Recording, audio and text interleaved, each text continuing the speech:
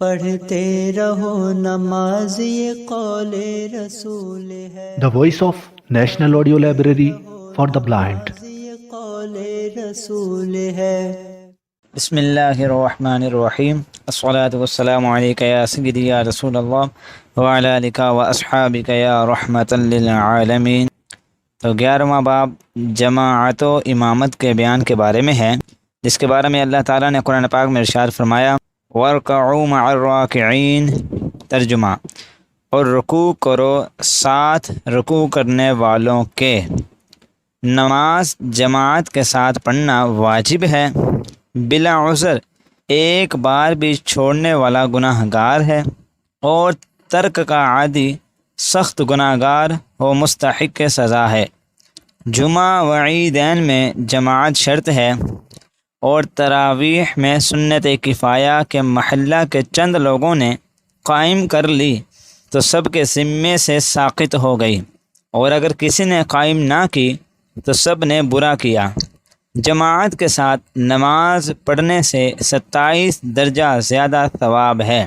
امام صحیح العقیدہ اہل سنت و جماعت، پرہیزگار، پابند شریعت، صحیح قرآن پڑھنے والا اور نماز و طہارت کے مسائل زیادہ جاننے والا ہونا چاہیے. بد عقیدہ اور فاسق معلن جیسے شرابی، زناکار، سود خور، چغل خور، داڑھی منڈوانے یا حد شرع سے کم رکھنے والے کے پیچھے نماز مکروہ تحریمی واجب الاعادہ ہے. عورت کی امامت مکروہ ہے. ولد الزنا، کوڑی برس والے اور فالج زدہ کی امامت مکروہ تنزیہی ہے، جبکہ اور کوئی ان سے بہتر ہو ورنہ نہیں. اندھے کی امامت بلا کراہت جائز ہے، جبکہ وہ طہارت وغیرہ کا خیال رکھتا ہو.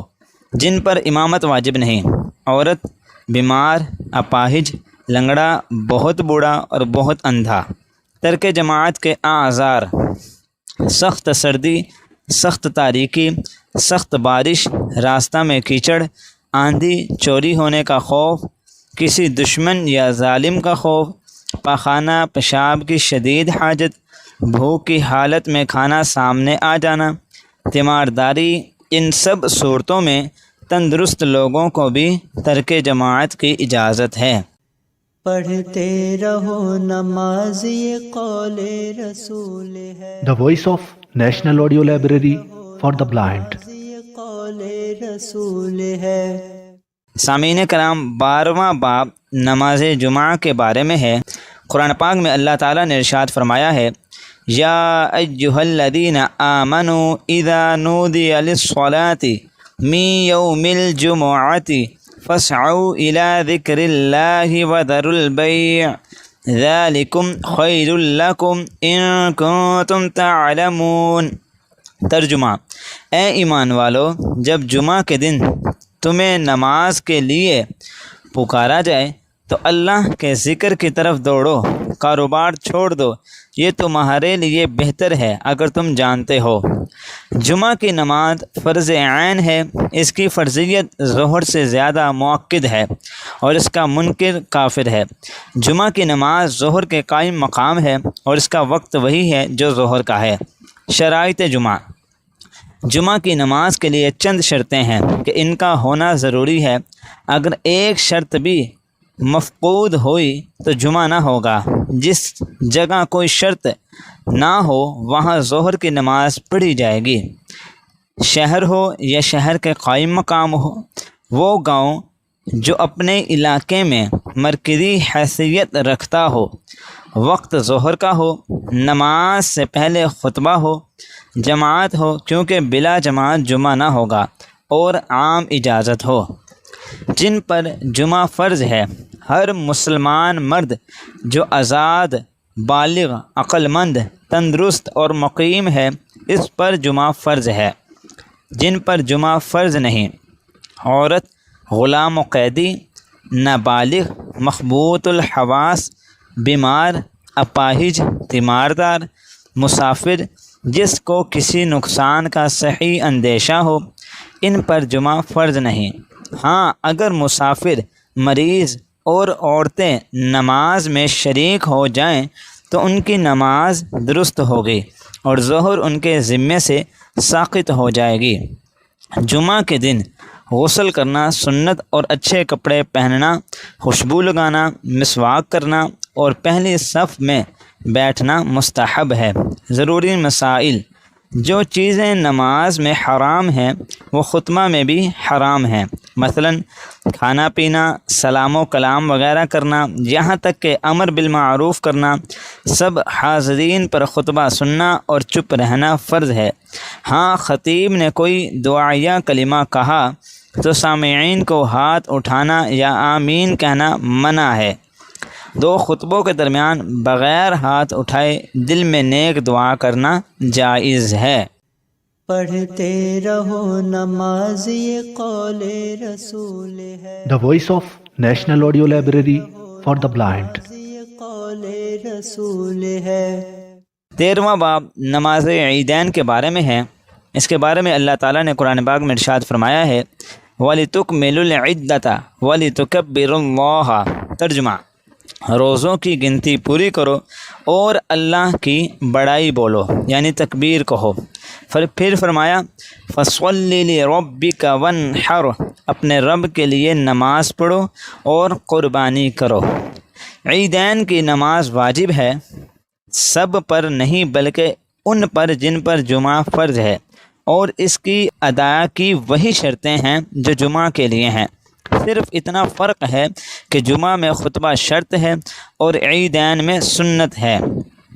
ان دونوں نمازوں کا وقت سورج کے بقدر ایک نیزہ بلند ہونے سے لے کر زوال تک ہے، مگر عید الفطر میں کچھ دیر کرنا اور عید الاضحیٰ میں جلدی کرنا مستحب ہے۔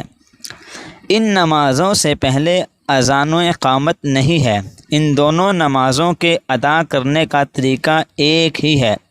طریقہ نماز: پہلے نیت کریں 2 رکعت نماز عید الفطر یا عید الاضحیٰ واجب مع زائد 6 تکبیروں کے، پھر تکبیر تحریمہ کہہ کر ہاتھ باندھ لے اور ثنا پڑھے۔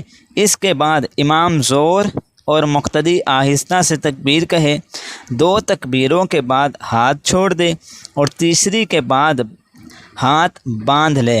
پھر امام بلند آواز سے سورۃ فاتحہ اور کوئی سورت پڑھ کر رکوع اور سجود کرے گا۔ دوسری رکعت میں فاتحہ اور قرأت کے بعد رکوع میں جانے سے پہلے امام و مقتدی ہاتھ اٹھا کر 3 تکبیریں کہہ کر ہاتھ چھوڑ دیں اور چوتھی تکبیر کہتے وقت ہاتھ کانوں تک نہ اٹھائے بلکہ رکوع میں جائے اور قاعدے کے مطابق نماز پوری کرے۔ عید کے مستحبات: حجامت بنوانا، ناخن ترشوانا، مسواک و غسل کرنا، اچھے کپڑے پہننا، خوشبو لگانا، عیدگاہ کو پیدل جانا، راستہ میں تکبیر کہتے ہوئے جانا، دوسرے راستہ سے واپس آنا، عید الفطر میں نماز سے پہلے صدقہ فطر ادا کرنا اور کوئی میٹھی چیز کھانا، کھجوریں ہوں اور تاک ہوں، 3، 5، 7 تو بہتر، آپس میں ملنا، مصافحہ معانقہ کرنا، مبارکباد دینا۔ کلمات تکبیر: اللہ اکبر، اللہ اکبر، لا الہ الا اللہ، واللہ اکبر، اللہ اکبر وللہ الحمد۔ 9ویں ذی الحجہ کی فجر سے 13ویں کی عصر تک ہر نماز کے فوراً بعد یہی تکبیر 1 بار کہنا واجب اور 3 بار کہنا افضل ہے۔ اسے تکبیر تشریق کہتے ہیں۔ پڑھتے رہو نماز یہ قول رسول ہے، The Voice of National Audio Library for the Blind. یہ قول رسول ہے۔ 14واں باب نماز جنازہ کے بارے میں ہے۔ اس کے بارے میں اللہ تعالیٰ نے قرآن پاک میں ارشاد فرمایا وَلَا تُصَلِّ عَلَىٰ أَحَدٍ مِّنْهُمْ مَاتَ أَبَدًا۔ ترجمہ: ان کفار و منافقین میں سے کسی کی میت پر بھی کبھی نماز نہ پڑھنا، ہاں مومنوں کی پڑھنا۔ جنازہ کی نماز فرض کفایہ ہے۔ فرض کفایہ کا مطلب یہ ہے کہ اگر چند آدمی بھی پڑھ لیں تو سب بری و ذمہ ہو گئے، ورنہ سب گناہ گار ہوں گے۔ جن کو خبر پہنچی تھی اور وہ نہیں آئے، اس کے لیے جماعت شرط نہیں، ایک آدمی بھی پڑھ لے تو فرض ادا ہو گیا۔ اس کے 2 رکن ہیں، 4 بار تکبیر کہنا، کھڑے ہو کر پڑھنا، اور اس کی 3 سنتیں ہیں، اللہ کی حمد و ثنا کرنا، نبی کریم صلی اللہ علیہ وسلم پر درود پڑھنا، میت کے لیے دعا کرنا۔ میت سے مراد وہ ہے جو زندہ پیدا ہوا پھر مر گیا، جو مرا ہوا پیدا ہوا اس کی نماز نہیں ہے، نیز میت کے سامنے ہونا ضروری ہے، غائب کی نماز نہیں۔ اگر کئی میتیں جمع ہو جائیں تو سب کے لیے ایک ہی نماز کافی ہے، سب کی نیت کرے اور علیحدہ علیحدہ پڑھے تو افضل ہے۔ طریقہ نماز: پہلے نیت کر کے امام و مقتدی کانوں تک ہاتھ اٹھائیں اور اللہ اکبر کہتے ہوئے ناف کے نیچے باندھ لیں اور ثنا پڑھیں۔ وَتَعَالَى جَدُّكَ کے بعد وَجَلَّ ثَنَاؤُكَ وَلَا إِلَٰهَ غَيْرُكَ پڑھے، پھر بغیر ہاتھ اٹھائے تکبیر کہے اور وہی نماز والا درود پاک پڑھیں، پھر بغیر ہاتھ اٹھائے تکبیر کہیں اور دعا پڑھے۔ مقتدی تکبیریں آہستہ کہے اور امام زور سے کہے۔ بالغ مرد و عورت کی دعا: اللہم اغفر لحینا ومیتنا وشاہدنا وغائبنا وصغیرنا وکبیرنا وذکرنا وانثانا، اللہم من احییتہ منا فاحییہ علی الاسلام ومن توفیتہ منا فتوفہ علی الایمان۔ ترجمہ: الہی بخش دے ہمارے ہر زندہ اور ہمارے ہر متوفی کو، اور ہمارے ہر حاضر اور ہمارے ہر غائب کو، اور ہمارے ہر چھوٹے کو اور ہمارے ہر بڑے کو، اور ہمارے ہر مرد کو اور ہماری ہر عورت کو۔ الہی تو ہم میں سے جس کو زندہ رکھے تو اس کو اسلام پر زندہ رکھ، اور ہم میں سے جس کو موت دے تو اس کو ایمان پر موت دے۔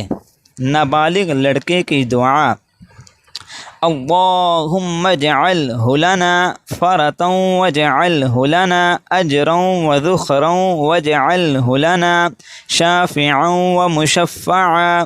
ترجمہ: الہی اس لڑکے کو ہمارے لیے آگے پہنچ کر سامان کرنے والا بنا دے، اور اس کو ہمارے لیے اجر کا موجب اور وقت پر کام آنے والا بنا دے، اور اس کو ہماری سفارش کرنے والا بنا دے اور جس کی سفارش منظور ہو جائے۔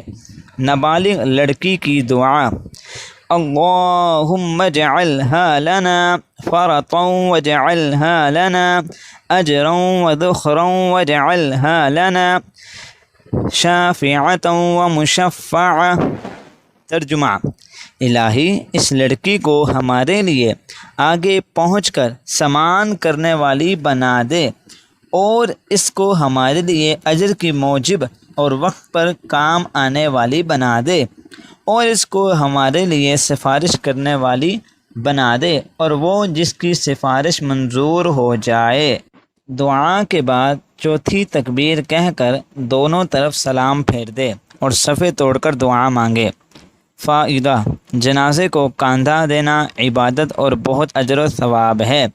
یہ جو عوام میں مشہور ہے کہ شوہر اپنی بیوی کے جنازے کو نہ کندھا دے سکتا ہے، نہ قبر میں اتار سکتا ہے، نہ منہ دیکھ سکتا ہے، محض غلط ہے۔ صرف نہلانے اور بلا حائل بدن کو ہاتھ لگانے کی ممانعت ہے۔ عورت اپنے شوہر کو غسل دے سکتی ہے۔ پڑھتے رہو نماز یہ قول رسول ہے، The Voice of National Audio Library for the Blind۔ یہ قول رسول ہے۔ سامعین کرام، 15واں باب نوافل نماز کے بارے میں ہے، تو ان میں سب سے پہلے نماز مسافر ہے۔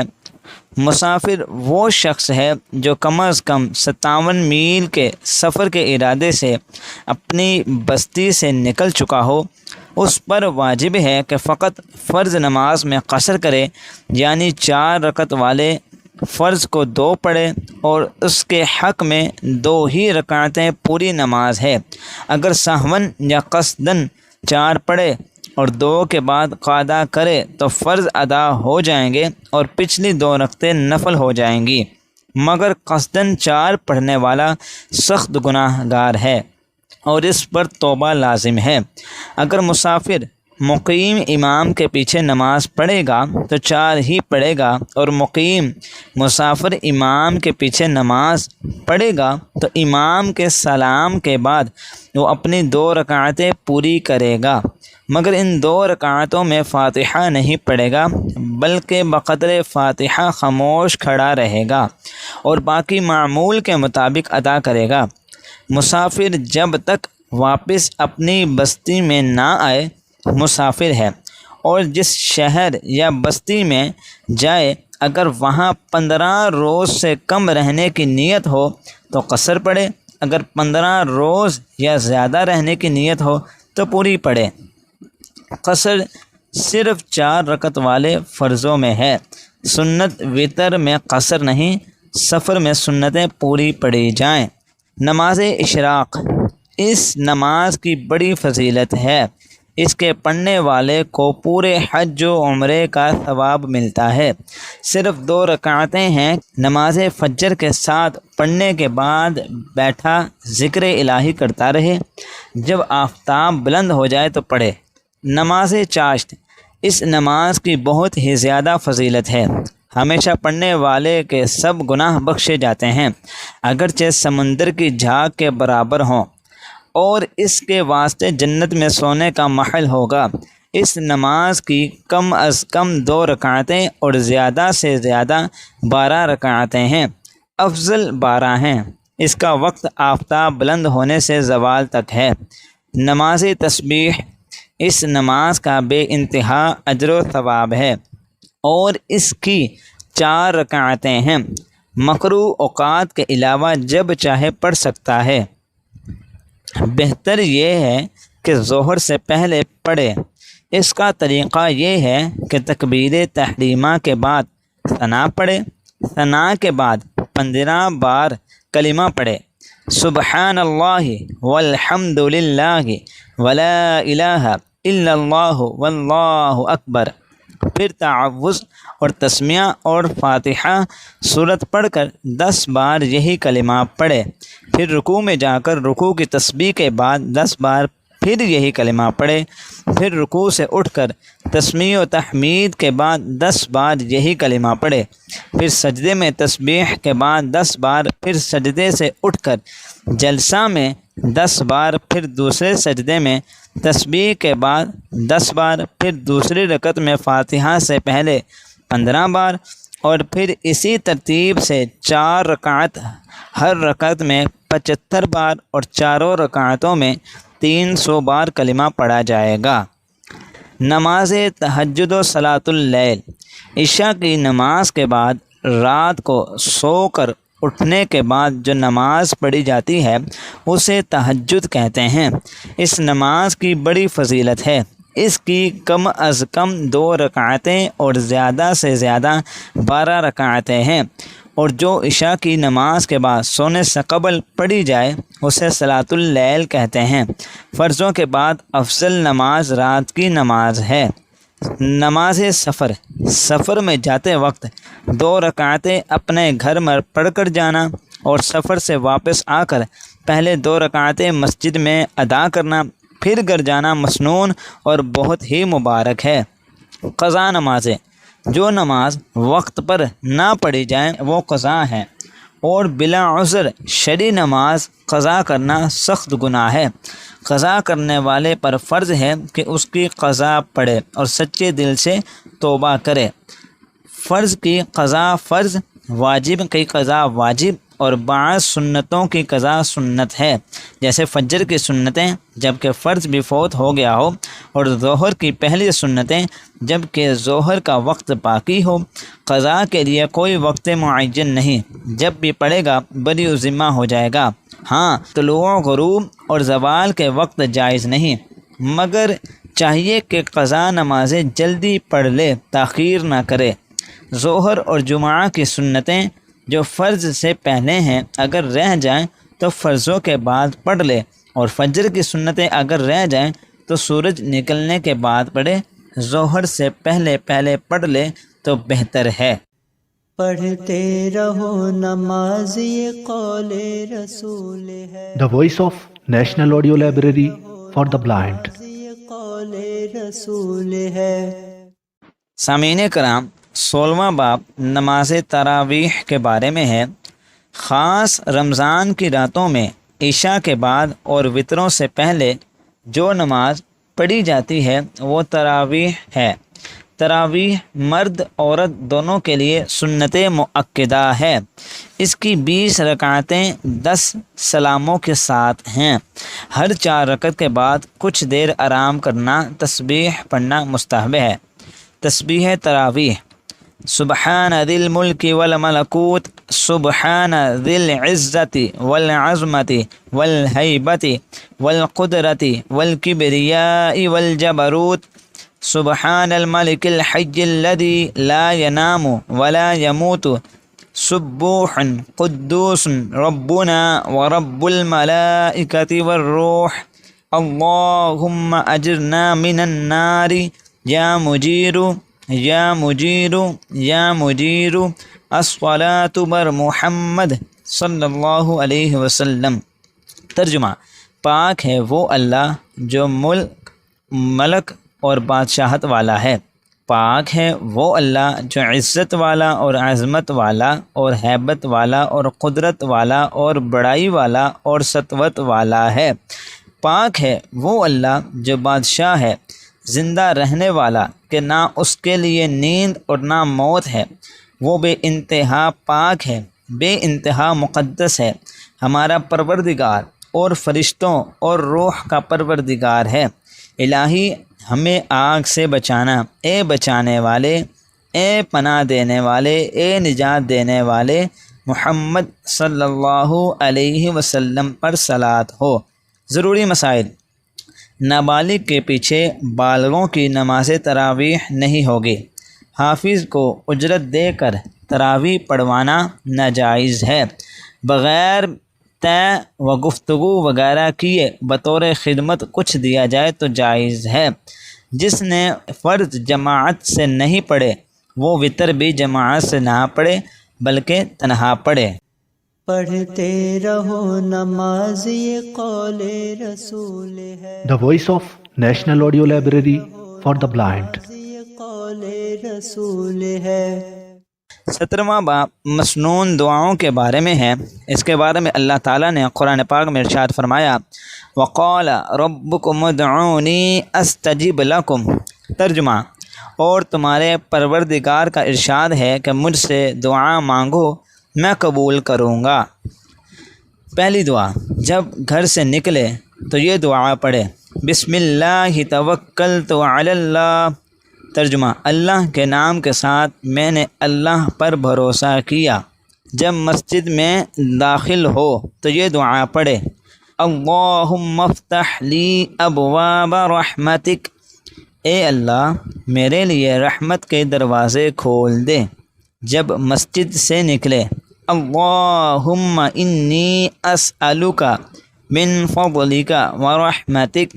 اے اللہ میں تجھ سے تیرا فضل مانگتا ہوں اور تیری رحمت۔